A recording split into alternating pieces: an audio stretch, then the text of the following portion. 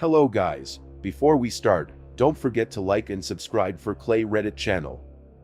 It started with an offer that at first seemed like a once-in-a-lifetime opportunity. The government had taken an interest in my work and my expertise in the field of sleep science. The day the government contacted me remains as vivid in my memory as if it happened yesterday.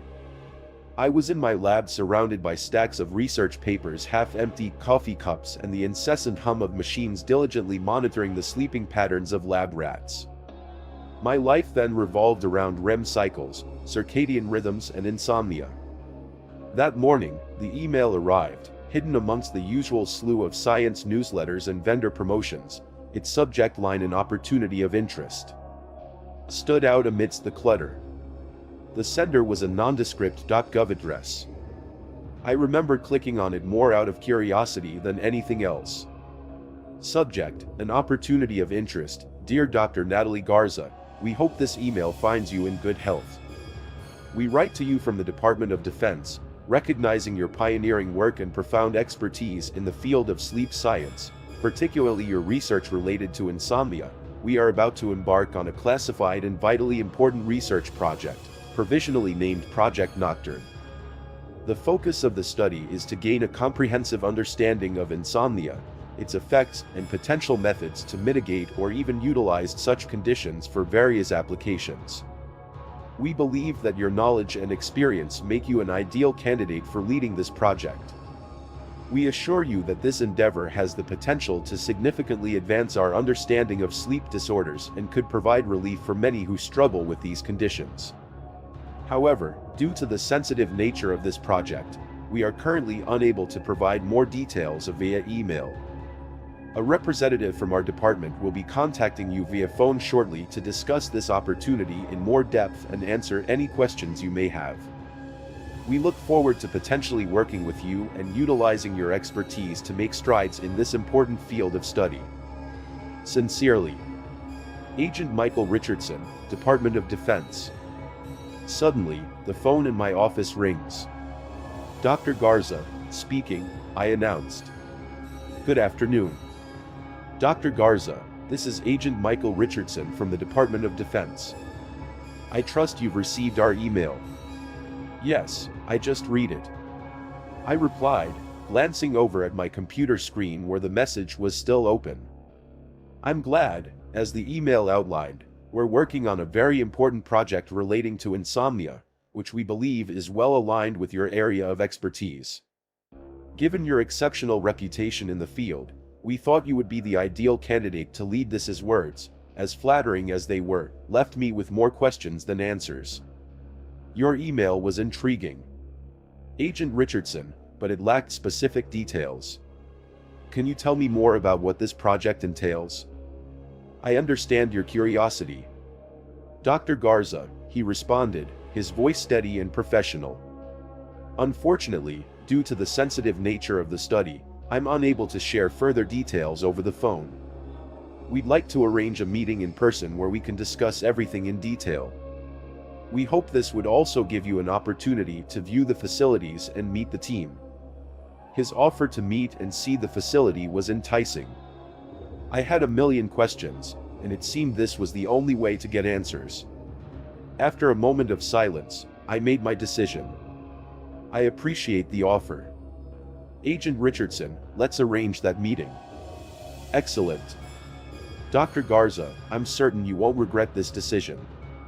I'll have my assistant coordinate with you to schedule a suitable date and time for your visit. Thank you, Agent Richardson. I look forward to learning more about this project, I replied, the curious scientist in me, already gearing up for this new mysterious adventure. The call ends, leaving me in a state of heightened anticipation. After our conversation, I found myself sitting in stunned silence, my brain swirling with thoughts and questions. The idea was a seductive one. All my life, I had been working on sleep disorders, the elusive phantom of insomnia being one of my primary areas of interest. How many times had I watched patients struggle with the torment of sleepless nights? How many times had I wished for a breakthrough that could bring them relief? Eventually, curiosity and ambition got the better of me, and I accept the offer. The morning I was scheduled to visit the Nocturne facility, an unmarked black car arrived at my doorstep. A stern-looking man in a crisp suit was behind the wheel.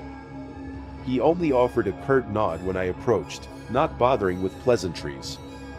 The ride to the facility was eerily quiet. The silence only broken by the sound of the car engine. The windows were tinted so dark that it was almost impossible to make out anything outside. It felt less like a precautionary measure and more like a strategy to keep the facility's location a secret in. The ride seemed to last forever, and I could feel the smooth, well-paved city roads give way to the uneven gravel roads of rural Montana. When we finally arrived, I was led through a maze of tall walls topped with barbed wire. Security was stringent, with CCTV cameras at every corner, and guards who watched with hawk-like intensity. We came to a halt in front of a plain-looking building. The structure was featureless, almost deliberately designed to blend into the backdrop of the barren landscape. There were no signs on the outside and no indications of what the building's purpose was. Agent Richardson was there to welcome me. Dr. Garza, he greeted, his voice echoing in the expansive lobby. Welcome to Project Nocturne. After a quick tour of the facility, which left me awestruck and a little overwhelmed, Agent Richardson led me into a spacious conference room inside. A group of individuals were gathered around a large, sleek table. I could tell from their alert eyes and the air of anticipation that they were the team I would be working with. Agent Richardson cleared his throat, drawing the room's attention. Ladies and gentlemen, allow me to introduce Dr. Natalie Garza, the lead for Project Nocturne. Dr. Garza, meet your team. As I looked around the room, I was met with an array of faces, each unique, yet united by a common trait, a glint of intellectual curiosity, the telltale mark of a scientist. First, Richardson introduced me to Dr. Rebecca Lee, a neurologist. She had a calm demeanor and sharp eyes that hinted at an analytical mind. Next was Dr. Joshua Klein, a younger researcher with a bright smile and an infectious enthusiasm for neuroscience. Richardson mentioned his groundbreaking work on neural pathways related to sleep. Then I met Dr. Anton Chekhov, a Russian immigrant and a pharmacologist. He had spent years studying the effects of various stimulants on sleep. Next to him was Dr. Lillian Saunders, a clinical psychologist who had worked extensively with insomnia patients. Her kind smile and warm demeanor made her instantly likable. Last but not least was Mary Thompson, a seasoned project manager who had previously overseen several large-scale research projects. The project centered around a group of soldiers, all exceptional, all willing to sacrifice their sleep for the sake of our experiment. The aim was to better understand the effects of prolonged wakefulness. It seemed innocuous at first, an exploration of human boundaries. As I dived deeper into the project, my initial reservations dwindled away, replaced by a scientist's thirst for knowledge and the exhilaration of unraveling the mysteries of the human brain. We adopted a comprehensive and multifaceted approach to examining the impact of sleep deprivation. The daily regimen of our soldier subjects was tightly structured, including a variety of activities designed to push them mentally, physically, and emotionally. Each morning, after a routine health checkup and collection of blood samples, the soldiers would be subjected to a set of cognitive tasks. These ranged from solving complex puzzles to memory tests and required a high level of focus and mental agility. Dr. Klein and Dr. Lee were particularly involved in this aspect, keenly observing the soldiers' performances and looking for any signs of deterioration in their cognitive abilities. Physical exercise was another crucial component. The soldiers were made to engage in regular strength and endurance workouts. The idea was not to wear them out physically. The fatigue from sleep deprivation was already doing that, but to assess how their physical capabilities were impacted over time. Social interaction was also an integral part of the routine. They were encouraged to engage with one another, play games, and even discuss their experiences. Dr. Saunders found this particularly useful for her psychological assessments, noting down changes in mood, emotional responses, and any possible hallucinations. To combat the inevitable wave of sleepiness, we administered specially formulated stimulants. These drugs, carefully controlled and measured by Dr. Chekhov, were designed to keep the soldiers awake and alert. Intricate EEG scans and neuroimaging techniques were utilized to monitor the effect of these stimulants on the brain, charting their impact on various neural pathways. The initial few days of the experiment were relatively uneventful. The soldiers, disciplined and well-conditioned, adapted to their new regiments swiftly. They performed their tasks efficiently and interacted in their leisure time, their friendship almost making the sterile environment of the facility feel homely. The effects of sleep deprivation were minor and predictable. At this stage, there was increased yawning, slightly slower response times and an overall sense of fatigue. But as the first week rolled around, found the impact of chronic wakefulness became more pronounced. The soldiers' efficiency began to falter, and their performance in the cognitive and physical tasks deteriorated. Simple puzzles became challenges, and the physical exercises which they had breezed through on the first day became difficult. We noticed the changes in their behavior as well. The spirited conversations they used to have dwindled into brief exchanges. Their laughter faded into silence. The bright spark in their eyes began to dim.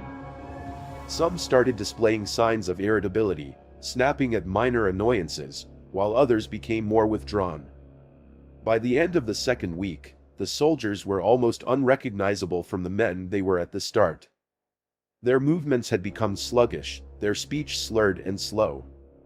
But what was more disturbing were the psychological effects.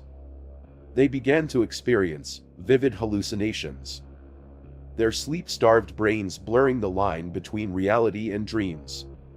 Some reported hearing whispers or seeing shadowy figures in the corners of their vision. Sitting across from me was Corporal Harris. One of our test's functional capabilities, expected outcomes, an understanding of the physiological limits of human sleep deprivation, the development of methods to extend these limits, with the aim of producing a force of super soldiers capable of operating without the need for sleep, analysis of the psychological impact of prolonged wakefulness with the aim of developing preventative strategies or coping mechanisms. Note, the potential benefits of this project to national security and military capabilities are immense. However, the potential risks to the subjects involved are acknowledged. Therefore, every effort will be made to minimize harm while pursuing the project's objectives. The project's success relies heavily on the expertise and commitment of the appointed scientific team. Absolute confidentiality and dedication are expected from all team members involved. Authorization, signature, redacted date, redacted position, redacted department, redacted the detachment with which they talked about risks to subjects and minimizing harm, as if the subjects were mere lab rats and not human beings. Sent a chill down my spine. This wasn't just a scientific experiment, it was a dangerous, unethical venture playing with the very essence of human nature. For a moment, I simply stood there, the classified file in my hands, feeling like a ticking time bomb. I felt like a stranger in a place that I had begun to consider my second home. Every familiar sight now seemed shadowed with an underlying menace, the friendly chatter of my colleagues, the sound of the computers, the steady hum of the ventilation. It all felt like a facade masking the horrific truth of our work. With a deep breath, I shoved the document back into the folder and the folder back into the drawer. I locked it securely and memorized its location, knowing that I may need to refer to it again. I took one last look around the storage room, my eyes lingering on the harmless-looking cabinet before turning off the lights and leaving. As I walked back to the lab, my mind was racing. What did this mean for our work, for the soldiers, for me? What was I going to do now? I had been drawn into this project with promises of groundbreaking sleep research, with the potential to help countless people suffering from insomnia, but the reality was far more sinister. As the weeks passed by, I observed a profound transformation in the soldiers. Each passing day brought with it a fresh wave of symptoms. The once robust, mentally resilient soldiers were now becoming shells of their former selves. The hallucinations intensified. Their frequency and vividness escalated. Soldiers would often jolt from their seats, their eyes wide with terror, staring at empty corners or whispering urgently about creatures only they could see. One claimed he was being chased by a monstrous beast that lurked in the shadows. Another was convinced that the walls were closing in on him, trapping him in a shrinking room. Their perception of reality began to warp, bending under the relentless assault of sleep deprivation. Time lost its meaning for them, days bled into nights, and hours became indistinguishable from seconds. Some soldiers would sit in silence, their gaze unfocused, lost in a world only they could perceive. Others would suddenly burst into inexplicable laughter or become aggressive without any instigation. Paranoia seeped into their minds like a slow-acting poison. Trust was disintegrated, replaced by suspicion and fear. Every whisper was interpreted as a conspiracy, every sideways glance as an act of betrayal. Friendships that had once been strong were now crumbling under the weight of baseless suspicions. They began to isolate themselves, huddling in corners or sitting alone, their faces pale, their eyes reflecting a deep-seated terror. Their cognitive abilities started to deteriorate as well. Simple tasks became challenges. Complex instructions were met with confusion. I noticed the soldier struggling to tie his shoelaces, his fingers fumbling and his eyes glazed over. Another couldn't remember his name. Their physical health wasn't spared either. Rapid weight loss, pale skin, and trembling hands became the norm. Their movements became jerky and uncoordinated. Even their speech started to slur. Their words a jumbled mess, struggling to form coherent sentences.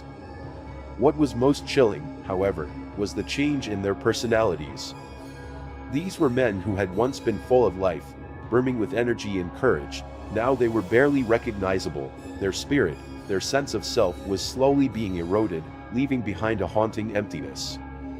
Each day, I felt like I was witnessing a slow descent into madness. And despite everything, the project continued. Violent tendencies in the subject started to become more frequent at around the 6-week mark in the project. I remember one incident clearly where Private Jameson, a normally mild-mannered individual, suddenly turned violent. I was in the observation room, my eyes fixed on the video feed of the common area, when Jameson stood abruptly from the chess game he was losing without warning. He overturned the table, sending chess pieces flying across the room. Then he lunged at his opponent, Corporal Reyes, fists swinging wildly. He was shouting something about Reyes plotting against him, his words slurred, but filled with conviction and rage. It took several orderlies to pull him off Reyes, and even then, he still fought. Another instance involved Sergeant Collins, one of the most disciplined soldiers I had ever met. One evening, as the dinner hour approached, he suddenly began yelling about poison in the food, that it was all esteemed to control their minds. In his paranoia and fear, he threw his tray against the wall, food splattering everywhere. He had to be sedated, his screams echoing through the halls long after he was led away. One of the most horrifying incidents was a younger soldier. Private Thompson was found in his quarters with self-inflicted wounds. In his sleep-deprived state, he'd hallucinated insects crawling beneath his skin, and had taken a piece of broken mirror to try and dig them out. The sight of his bloodied hands and the haunted look in his eyes was one of the most disturbing things I'd ever witnessed. Then came the day when everything went wrong. It was a Tuesday, I think, a day like any other. I was in the lab poring over some data when the alarm started blaring, a sound that meant that the facility was going into lockdown. Over the intercom, a panicked voice said, "Code Black, repeat." "We have a code black." A code black was a violent threat within the facility. My heart pounded in my chest as I made my way to the control room. As I burst into the room, I saw the live feed on the main screen. What I saw will haunt me till the end of my days. One of the subjects, Private Daniels, had somehow come into possession of a kitchen knife and was in the main recreational area. His eyes were wild and terrified. It was clear he had already caused severe harm. Soldiers and staff members lay on the floor, some motionless, others writhing in pain. On the screen, Daniels was shouting about being behind enemy lines, about needing to fight for his life. He was slashing the air, with the knife backing into a corner, his eyes darting around wildly. It was a terrifying sight. Agent Richardson was in the room shouting into a phone for reinforcements. His usual composed demeanor was gone, replaced by panic. The minutes before the response team arrived felt like an eternity. We could do nothing but watch the horror unfold on the screen. When they finally arrived, their attempts to subdue Daniels were met with fierce resistance. In his sleep-deprived state, his fear and adrenaline made him dangerous. It took a tranquilizer dart to finally bring him down. In the aftermath, the rec room was a scene of utter chaos. There were cries of pain, lab coats, and military uniforms stained with blood. The staff tried their best to help the injured. We lost 2 soldiers and a nurse that day, and several others were severely injured. It was a sight that no amount of time or distance could ever erase from my memory. The day after, the incident was a blur. There was a deafening silence in the facility. The lockdown was lifted. The rec room had been blocked off and the blood was cleaned up. Later that day, Agent Richardson arrived with grim news. I was in my office when he knocked on the door. Project Nocturne has been terminated. He announced, the higher-ups have called it off. The consequences. They've deemed them too high. His words, though expected, still hit me like a punch to the gut. The reality of it all, the end of this twisted experiment, was finally setting in. I remember the silence that followed his announcement, the sound of our breathing, the hum of the ventilation system. The ticking of the clock time seemed to slow the world outside coming to a standstill. In the days that followed, the facility was vacated and the soldiers were moved out. I was one of the last to leave. My office was now barren and empty. As I closed the door behind me, I was leaving behind more than just a job. I was leaving behind a piece of me, a part that had been irrevocably scarred by the horrific events that had unfolded. I was haunted by the past, the vacant stares of the soldiers, their chilling hallucinations and their deteriorating sanity. Their faces appeared in my dreams, their screams filled my nights, and their suffering was a constant reminder of the horrifying toll of our ambition. Project Nocturne was over, but its shadows lingered. The terrifying consequences of the experiment, the cost of crossing the boundary of human endurance, would forever remain imprinted in my mind. I was left with a harsh lesson about the limits of science and the fragility of the human mind, a lesson that was learned at a devastating cost. There's an eerie sort of quiet that fills my days now. I've left the world of sleep research behind. I couldn't bear to go back, not after Project Nocturne. I tried for a while to lose myself in other areas of research, in academia, but the shadows of the past always loomed too large. The joy I had once found in unraveling the mysteries of the mind had been replaced with a deep-rooted dread, a haunting fear of treading too far, of losing myself in the abyss. These days, I found a sort of solace in the mundanity of a quieter life. I teach psychology at a small community college. There's a comfort in the regularity, in the eager faces of the students, in their fascination with the workings of the mind. I find myself hoping time and again that they never have to experience the horrors that come with pushing too far. When I'm not teaching, I volunteer at a local mental health clinic. It's my way of atoning, I suppose, for the pain I was part of inflicting. I work with people struggling with insomnia and other sleep disorders, trying to help them find peace. The work is hard and the progress is often slow, but there's a healing in it, a balm for the guilt that still lingers. And yet, despite the passing of time, the ghosts of Project Nocturne still haunt me. I see them in the sleepless eyes of my patients, and hear them in the silence of the night. I carry them with me, a reminder of the damage I've inflicted in the name of science. Often late at night when sleep eludes me, I find myself thinking about the soldiers, about the men whose lives were forever altered by our recklessness. I wonder about their dreams, or rather, their nightmares.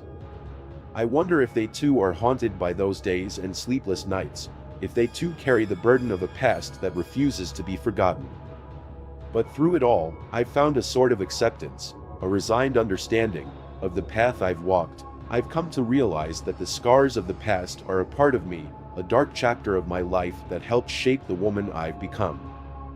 I've learned to bear the weight of my past, to navigate the guilt, the regret, the relentless memories, and in that acceptance, I've found a sense of purpose, a drive to heal, to guide, and to educate you.